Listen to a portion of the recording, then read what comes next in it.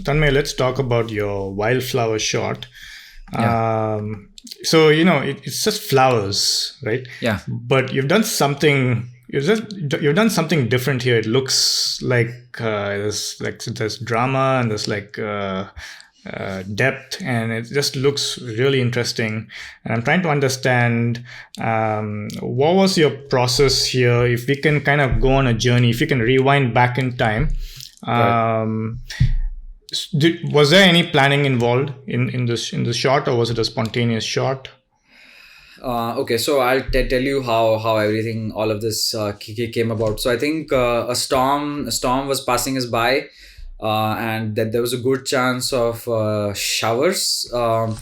And usually storms are best photographed from the west at sunset, because you get light directly entering the storm from one side, and if you have any sort of rain, you end up getting rainbows.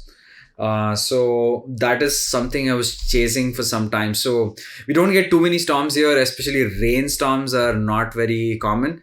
We did get a few this season, and I was able to chase a few of them. So my first chase was unsuccessful because I was just not at the right place at the right time to chase it. But this time I started my chase very early on in the day. So I took half a day off. I started my chase at 2 o'clock in the afternoon. The sunset was at 7:30 or something like that. So I did have some good amount of time, and we basically started driving towards where the cloud deck was ending, and we basically kind of knew where we might find wildflowers. So I was trying driving around with a friend, Pankaj, who I shoot with quite often these days, because he's also pretty enthusiastic and he's always willing to get out on short notice. So, and we also stay pretty close by, so it is pretty good for us to carpool and stuff. So we started the shoot. So basically this place is a bunch of hills with some hiking trails on them. So we were scouting the area. So we started the hike in the afternoon, and there was no light there, so sun was still above the clouds. So we basically scouted a good 4 5 no, not 4 5, probably 2.5 mile stretch of land, of trails. And we found flowers in some part of the trail. So we kind of made mental notes of where the flowers are and which direction the light will have to come from to basically photograph them. And we did do a few trial shots. So basically just try to see if the composition works, or how I can compose a shot if the light happens. And So basically, if you see the trail that goes till the very end of the shot, so if Yeah, you can see, near the yeah, rainbow. so yeah, near the rainbow. So we had basically walked till the very end there, and then the sun started coming down, and as soon as I realized the sun is going to come down and we are going to get some sort of rainbows, I started walking back towards the flowers, because I knew that we have to start shooting now, because once the sun is out of the clouds, you probably just have like an hour and a half to capture everything you want, and then the light is gone. And even that then, we were expecting some rain to happen, so we didn't know how long we will have the opportunity to shoot. So as soon as the sun started peeping out, we started running back to our to the spots that we had scouted earlier. And basically for this particular shot, I had to get my camera down almost onto the ground. So these flowers are really small. If you've seen them in person, they're probably just a couple of inches tall. And I think even with the that there were a few taller flowers, which might have been like 4 or 5 inches tall, but the average height was probably just 2 to 3 inches. So I had to be very, very close to the ground. So I basically laid my tripod flat. And I have a tripod. I use a tripod without a center column, because that just allows me to go flat and very close to the foreground easily without having to fiddle around with the center column, trying to reverse it, put it in the position, and then again, while like it just becomes very cumbersome in my opinion, and I really like the compact size of this tripod. So it's tall enough to be What at tripod my is eye. it? It is a Sunway photo tripod, the Night series of tripod, and it is basically carbon fiber, really lightweight and really sturdy as well, and can get completely flat on the ground. Which is I think my that is what I like the most about this tripod compared to the other ones which I've used. So I got very close to the ground and I did some focus stacking. As you can see, the the flowers which are the most the closest to the lens, they are out of focus because they are closer than the minimum focusing distance of my lens, and I think that kind of gives some additional depth to the photograph, because some of the flowers are out of focus in the very foreground. And I think this is probably a 4 or 5 shot focal length blend. So I basically did like I think 3 shots for the foreground, and 1 shot for the background. What's your process for focus stacking? I just run and gun. I mean, I don't try to do a lot of math or something. I try to shoot at f11, f8, f8 to f11. I don't want to go to f16 or something, because if you're anyway focus stacking, there's no real point of getting extra dispersion in your images. So I try to shoot at whatever focal length gives me the sharpest photos. And then I try to basically focus on different points in the frame as I go up. So basically I can see the frame in my in the back of my camera, and I just use my touch screen to tap on say different flowers in this case. So I'll probably tap here once, and then tap here, and that will kind of give me the complete field of view. And then for the background, I'll tap it here once, and then I think I'm done. Do you use the inbuilt focus stacking feature at all? Like I know some cameras have that, right? No, I don't do any. I don't use any inbuilt features of the camera. So I will take this into the Photoshop, and then just blend them manually. I don't even use Photoshop's automatic blending mode, because I don't like it. So it kind of creates some artifacts or halos around stuff, or like very sharp edges, and it can get some. It creates some weird artifacts in the image which look horrible once you print it out. So I try to manually blend it as much as possible. And if you have done focus stacking in planes, then it is kind of easy to basically just use gradient filters to blend the image together, and then do some manual brushing to bring some objects which might be out of focus. It takes some work, but it is not too bad. And what I usually try to do is, if I'm working on such complex scenes that require a lot of blending, I will try to do blending in one shot.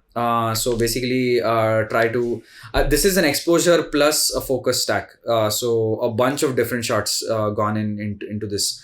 So I try to go into Lightroom. I edit one shot that seems to have the most in focus and have the best light.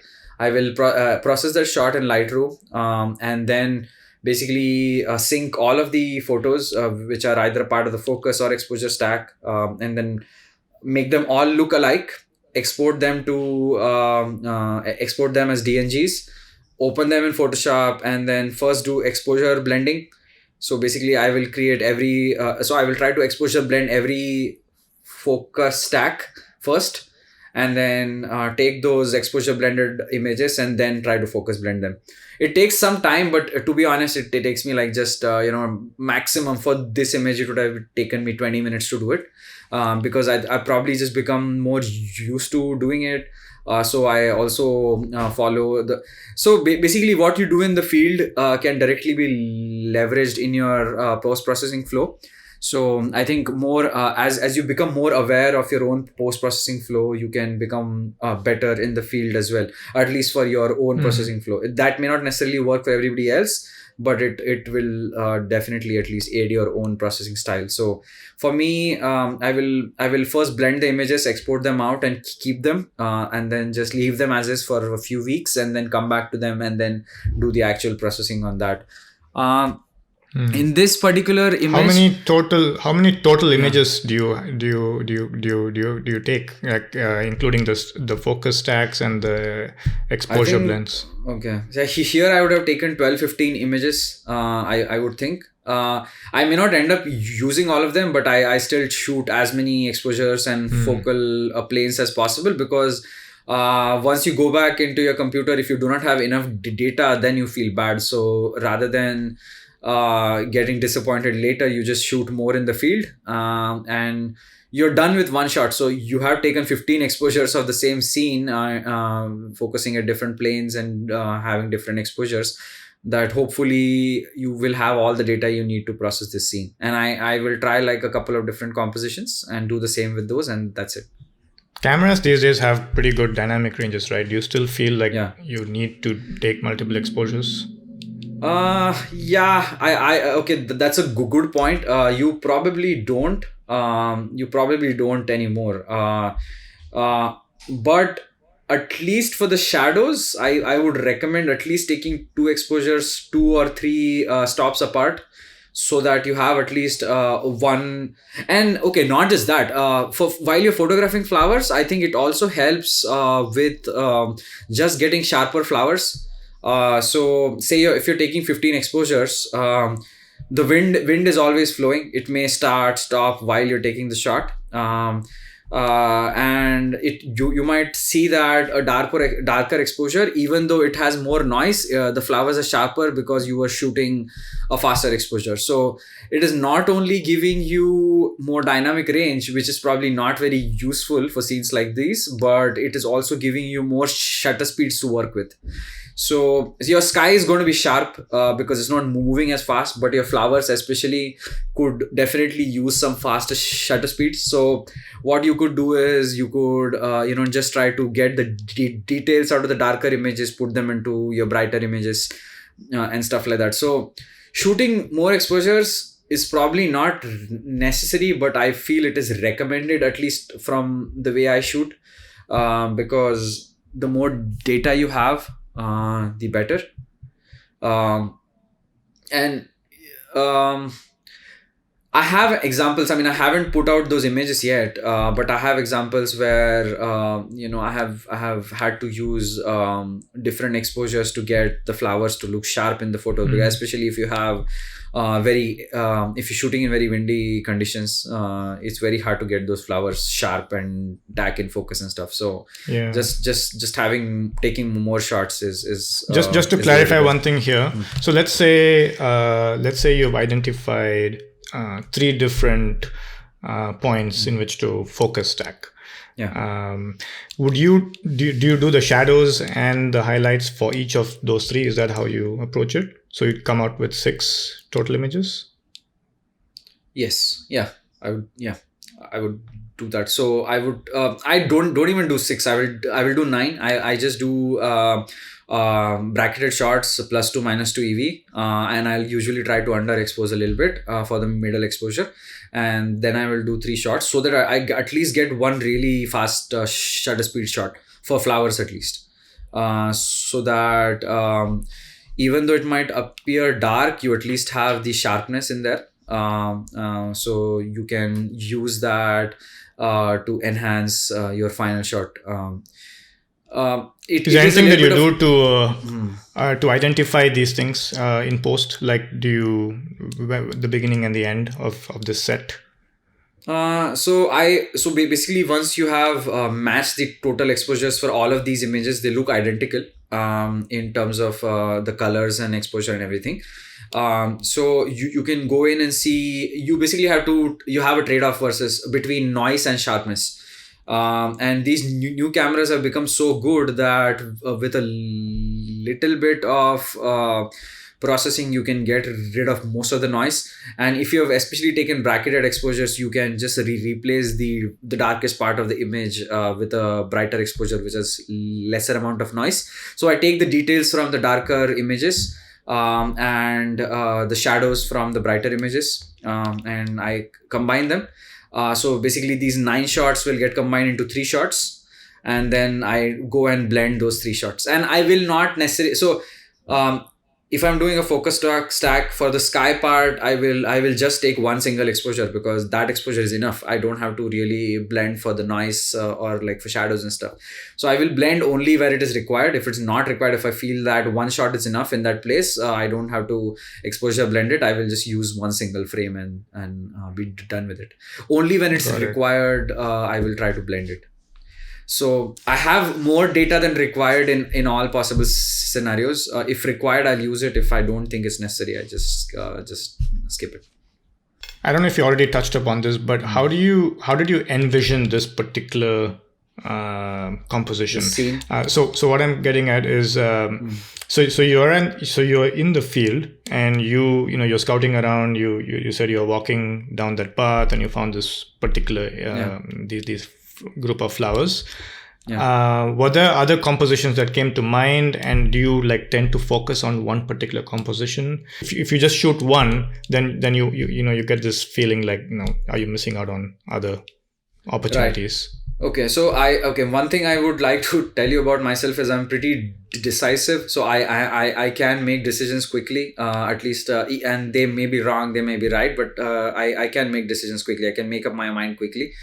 So what I usually do is when I'm walking around and I'm scouting, I will always have my camera on my chest. I always strap it to my backpack, and I will at least try to compose with my camera. I may not be shooting anything, but I'm just composing shots while walking around. And anything that excites me, if I look at a scene and I just get excited just by looking at it, I know that there is something in it that is caught, that is creating some sort of visual flow or some sort of tension that is exciting me. So I try to identify that, and then so here in this particular image, that path really leads into the light, kind of, right? So I saw that path and I knew I wanted to include it. The problem with shooting these flowers is that they're very low to the ground. So if you are getting very close to the ground, everything that is these hills are going up and down, right? So anything that is it's very easy for things to get obscured behind any slope. So I had to kind of compose and recompose again and again, place the camera in different positions to get the path in the view. So I think I always knew that I wanted this meandering path in the background. I knew the light was good. It was coming in directionally from one side, creating this nice sea colored the sea shaped shape. What am I saying? Yes, C shape. And there was basically a good flow. So you had these flowers which are pointing upwards. Then you go into that path, and then that path leads you into the mountains in the distance where the rainbow is there, and there are these interesting clouds and light is coming from the side. I could just imagine. So as soon as I saw these flowers, I knew I wanted that to be in the background, because I had already seen it from different vantage points as I was walking along the trail. And after that, I knew the light was coming from that side, so I kind of had to shoot in that side. So I kind of knew the elements that I wanted in my shot, and then it just becomes act of moving your camera around enough to find out how you can make it work. It doesn't work in every scenario. I have many shots from that day that did not work because the density of flowers wasn't enough, or there was a lot of overgrowth in the foreground because there's just too many things poking around, different colored rocks which are making the scene messy and stuff. So it will not always work out, but if you're trying to find simple foregrounds that can work with a good flowing background, I think it is just easier. I do have many scenes from the same day which I shot, but I don't think they flow as well because of just how everything came together in this shot. The flowers colors really work well in this shot, just in addition to the directional light. So I think that also kind of gives that impact here, because the flowers are bright pink, everything else is green.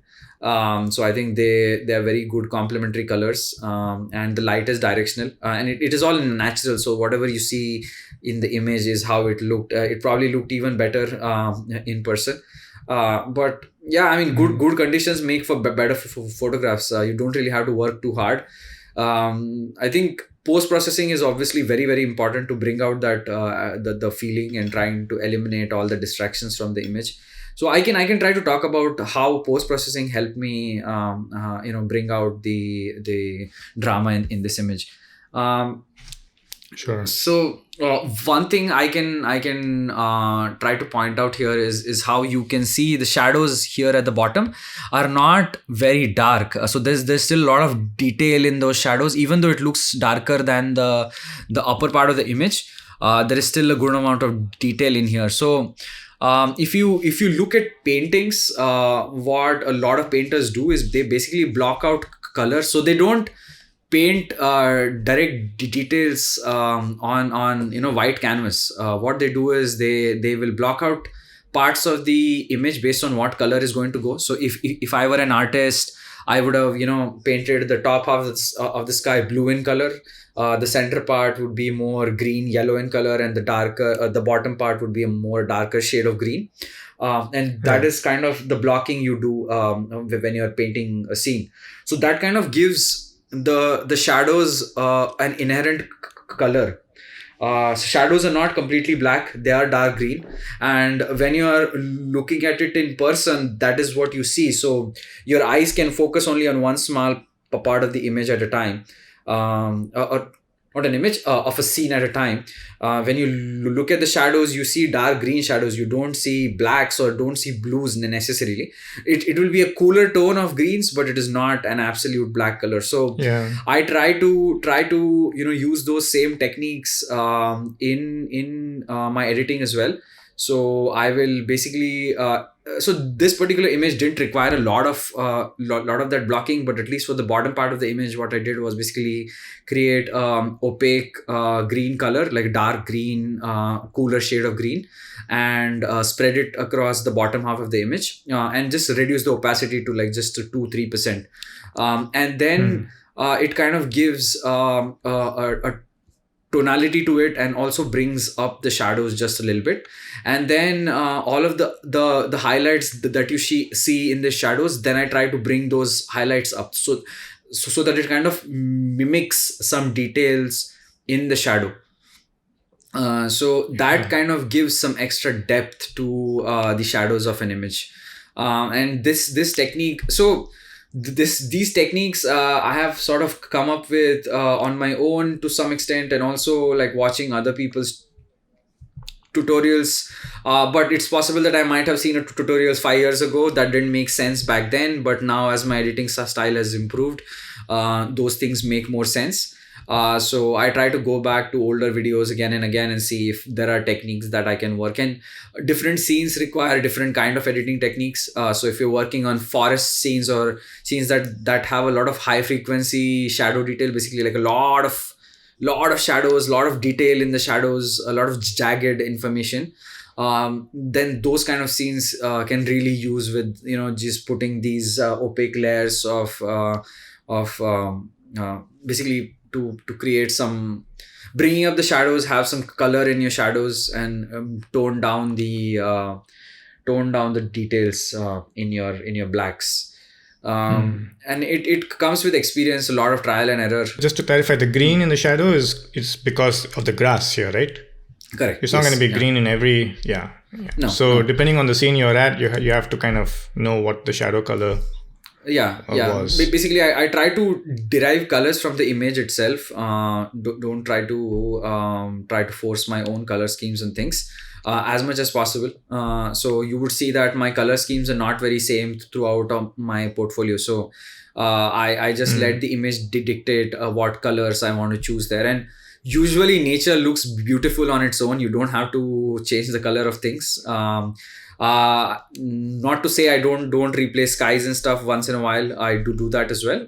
But even then, in those scenes, I try to work with the original colors of the sky and the foreground. And I spend a lot of time choosing the right sky. I don't just plop anything that I like into the image and make it work somehow. I try to really see what kind of light would have been there, what the sky would look like in that kind of light, what colors it would produce, what colors it would reflect onto the ground and stuff like that. I don't just I found this awesome sky in my library. I'm just going to put this and then try to make the image work somehow. I don't do that. So I let the image dictate how I'm going to edit it and what sort of colors I'm going to work with and stuff like that. So if you're letting the image dictate or nature, depending on the scene and how nature looks, each of your image is going to look kind of like a bit different than each other, right? Because you're just bringing out the best in each image independently. How do you maintain a cohesive look across your portfolio? Or do you not care about that? I mean, you do have to care about it to some extent, but I think my style has developed. The way I perceive my own images has developed in a certain way that all the images kind of looks like they're edited by the same person. You can I think now people can recognize my style, and I end up with similar kind of contrast levels in my images, a similar kind of saturation level and stuff. There are obviously, so if I look at my histograms, they look very similar to each other, which is probably not the best thing. They can be inverted in how they look, but the shape of the histogram is similar. So you basically have like a peak in the shadows, and then you might have a peak in the high mids, and then it falls down, and then where these peaks are kind of keeps changing, but that is how the image kind of looks like. So that basically means you have a lot of detail in your high midtones, a lot of detail in your low midtones, and then it just tapers off after that, and that kind of gives a particular style. But again, I don't know if my work is 100% cohesive, to be honest, because I am building off of these scenes themselves. So don't know if I really have a very consistent way of editing. And I just, if I'm not feeling an image someday, I'll just leave it, move on, and then come back after 6 months and then edit it again. So even there, the consistency could change because my editing has changed in the 6 months that have passed. So styles can change, but again, like, it's just my own eyes, right? So they don't change too much. Depth is something that you convey a lot in a really powerful way in a lot of your shots, right? Right. How do you actually do that? What's your process of you're in a scene, and like how do you bring out the depth in a scene? And I know you touched upon the flow of things. Do you normally just look for the flow? Yeah, I think you need to find the flow in the image. If you're trying to force the flow, it takes a lot more effort, and I think there are definitely ways to replicate or create flow, but if you are if somebody with enough experience is looking at your image, it's not very hard to spot. So it's you can easily spot what you've doctored, what you've not doctored. I mean, obviously there are people who are really good at editing, and I may not be able to spot what they're doing, but at least for my own work, if I realize that if I am trying to force a perspective, it may not necessarily always work out. So I try to see what the image itself is providing me with. So basically I'm given an inventory of visual elements in the shot, and then I am trying to work with that visual inventory to create the kind of effect I want. So one thing I have really I think learned, so I do look at a bunch of different artworks at all times. So I'm always trying to constantly look at work of other people, and even your landscape painters and stuff. I have a bunch of books in my house that I'll keep looking and keep flipping through, especially if I'm working on complex scenes. I love working on complex scenes because there is just so much detail work you can do in them.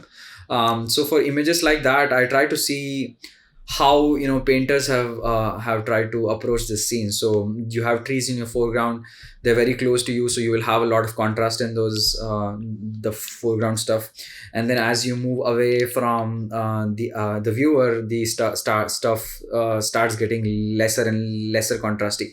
But if you just reduce the contrast, then stuff starts looking hazy or blurry, and that is not something that looks good in a photograph, especially if you're looking at it on a smaller screen. So you have to basically do some high level edits first. So you choose different depths in the image and try to work on their contrast in a broad way, and then go in and use dodge and burn tool to paint in the details by hand. So whatever details you might have lost while doing contrast work in global way, you try to add it back in the dodge and burn.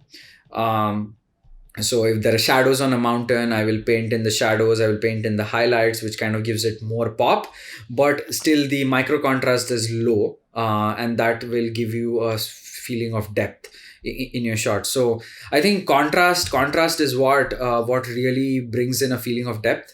And I feel it takes a lot of effort, and especially to make it visible on a small screen is really hard. So it takes in a lot of effort. If you're starting with images with good depth to begin with, by the means of having atmosphere or fog and stuff like that, that makes your job a lot easier in post processing. But if you do not have that, then you have to work really hard to get that contrast right. And I think the key is to not publish your image quickly. You basically just edit it, keep it around for some time, look at it after 2 weeks, make some tweaks, then again look at it after two weeks, and then after you've seen it, basically you should become desensitized to your own work to an extent where you're able to see flaws in it, and then keep fixing them. And once you think you reached an inflection point, basically a point of no return, basically you've hit a plateau after which your effort is not really changing the image enough, then you should just stop. You lose sense of your judgment, basically, right? Yeah, after a while, yeah. And your tweaks are so small that you yourself are not sure whether the image actually changed or not. Then after that, you should just stop. If you still feel the image is not working, just let it go. Try it again when you're feeling better or feeling differently. So you should be very open to doing a lot of hard work. I don't know if it's worth it, to be honest. For some people it is. I find it very zen to do. It is kind of like my way to relax, just painting on a photograph. If you find that interesting, feel free to do it. If you're not enjoying it as much, you can try to use some faster ways of doing it. I'm sure that there is you can do better refined search, you can do better selections and use tools like clarity and texture and stuff like that to achieve that to some extent. I don't know how if you will be able to get the same results, but it's plenty good for Instagram at least. So. Do you use a pen or use a mouse? Yeah, I got a Wacom recently because like everybody swears by it, and I eventually ended up getting it. I like it a lot. I think it just makes it more immersive, more interactive to edit things. Which one did you get? The medium? I have the Wacom Pro tablet, medium size. I think so. I got it used. I didn't do a lot of research. I just bought used. One more thing. I am a big proponent of buying used camera gear. Again, carbon footprint. You can if you're really not looking for the latest and greatest. I would like to send out that message that you should also consider used gear, because that way you can at least offset a good portion of the carbon footprint of that product. So actually, what's in your bag? What can you share? What's in your bag? What gear do you use? Yeah, sure. So I have two camera bodies. I have the A7 III and the A7 R3. Sony's mirrorless cameras. I switched to them mainly for the size. I like my camera gear to be as light and small as possible because I myself am not very big.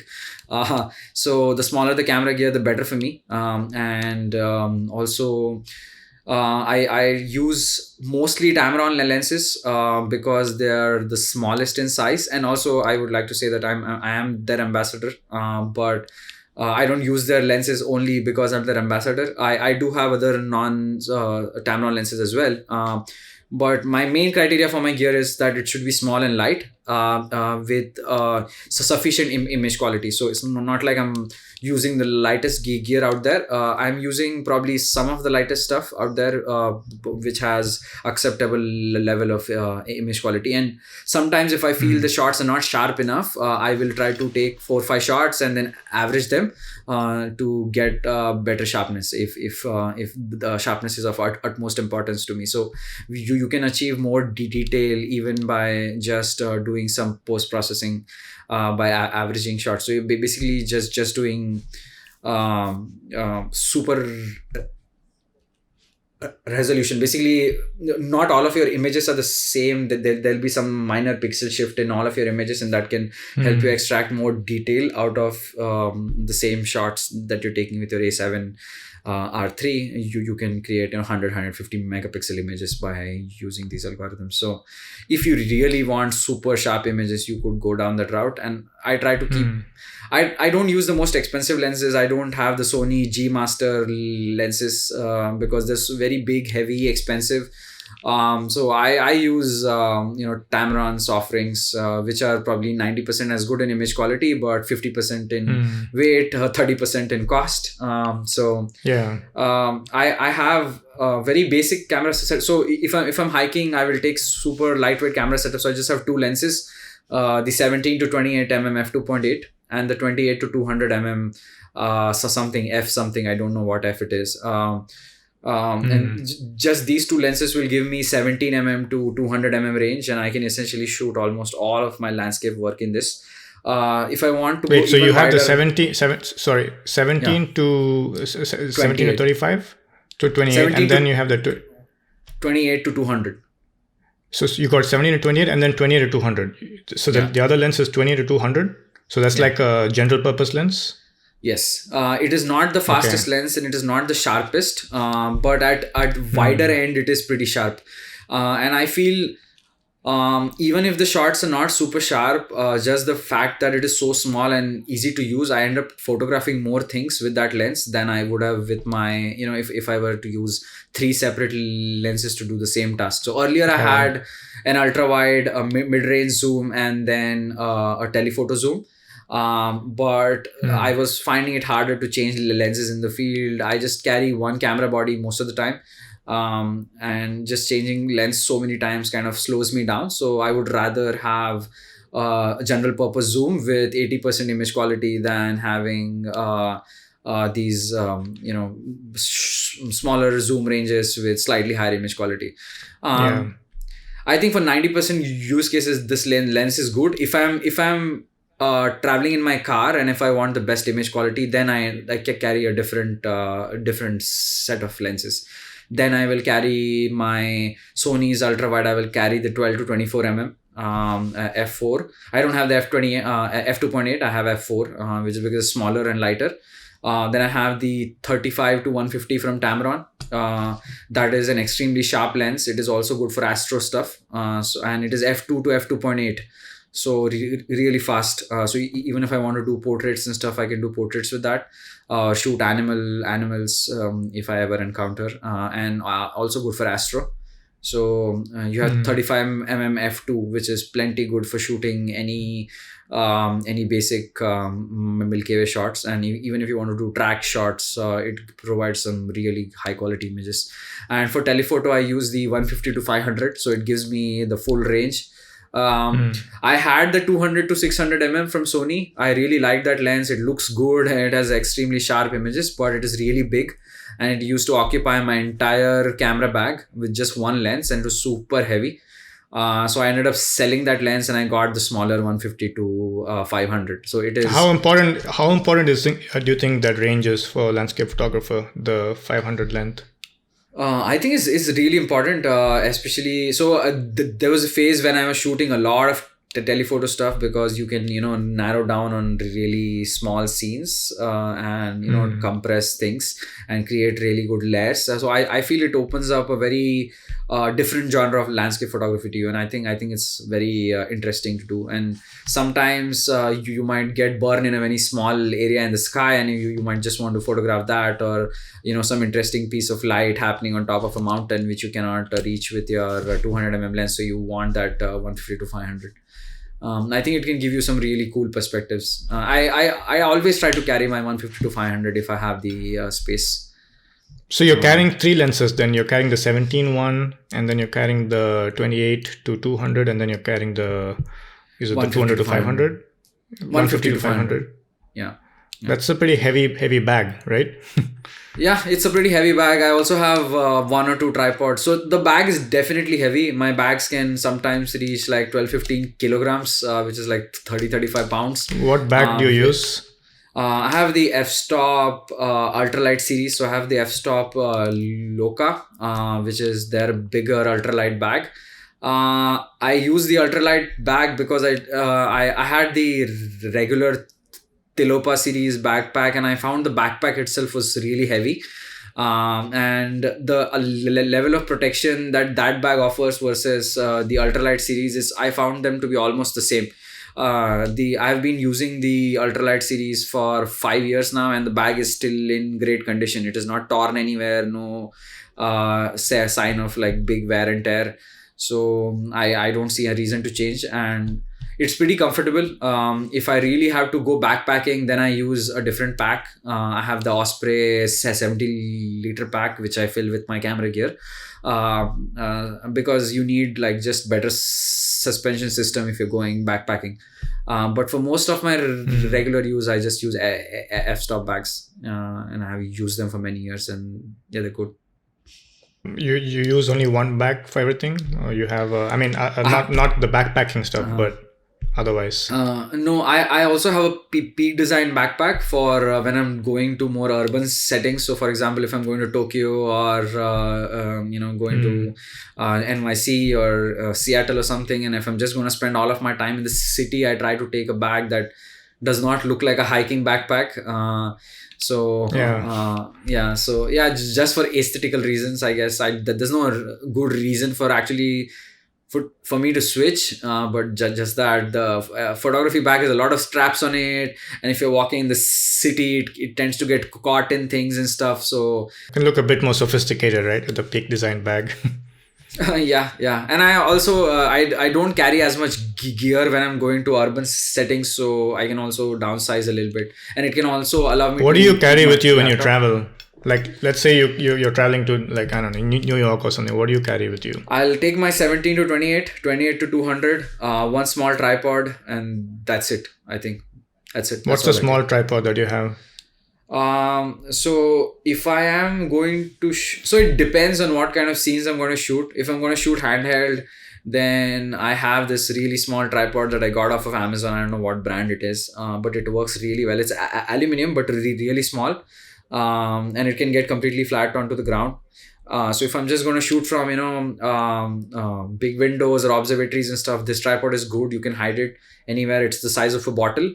You just open it, keep it. It's very hard to spot. It's black in color. People won't even know there's a tripod there. But if I am taking, if I'm actually going to use a tripod, then I have a small Sunway photo tripod, which can get pretty tall, so till my eye level, with completely extended the center column and stuff. It is very similar to the Gizzo Mountaineers series, I guess. Pretty thin and light, but still sturdy enough. All carbon fiber. That is what I took to Japan as well. That was pretty comfortable, especially if you're not shooting in like super windy places and stuff. It's pretty decent. It can do the job. And what's the main tripod that you use? I recently got a big Photo Pro one. I don't know what it is called, but it's like a giant tripod, all carbon fiber again. But it is really tall. It's like 7.5 feet tall. So goes much higher above me. I got that from that International Landscape Photographer Year of the Photographer of the Year competition as a prize. And I use that for astro stuff now. So I have my star tracker mounted on that, and I use that exclusive for astro work. I have a medium-sized tripod, which is like my main tripod, which is from Sunway Photo, the Night series. It's very lightweight, of my eye level, so which is enough for me in most 99% of my scenarios, and it does really well underwater as well. So it is very well insulated and doesn't get dirty easily and stuff. So I really like that tripod. I've used many tripods over the years, and I think this is the design that I have come to like now. Do you use any filters? I try not to. Filters are pretty useless. I feel you're basically putting some piece of glass in front of your camera and reducing the light that is entering into your camera. I don't see a reason to do it. I mean, if you can bracket a shot, I think that will give you the most amount of data, and I don't see a need to use filters in that case. If you're only doing it for dynamic range, I don't think it's required. But if you're shooting water, But for like foggy scenes, motion, water, if you want to create atmosphere, or reduce the amount of detail you have in the sky, if the sky is too jagged, if you want to smooth it out and stuff, then I use filters. Which ones do you use? I have Haida's M10 filter system that goes on most of my lenses, like all lenses except for the ultra wide 12 to 24 mm. And I just use regular screw-on filters or drop-in filters. I don't like the magnetic ones because I can't use it with my gloves on. I find it very hard to find the edge and take it out and stuff. So I don't use magnetic filters as much. I have tried them, but I didn't like the experience, and I don't want to have multiple filter system for different seasons. One to use in summer, one to use in winter and stuff. I'm not. I don't have that much space, so I can get around with just using the drop-in Haida M10 filter system. It's big enough that you can use it with your gloves on. You don't have to take your gloves off. I think that is a big priority for me.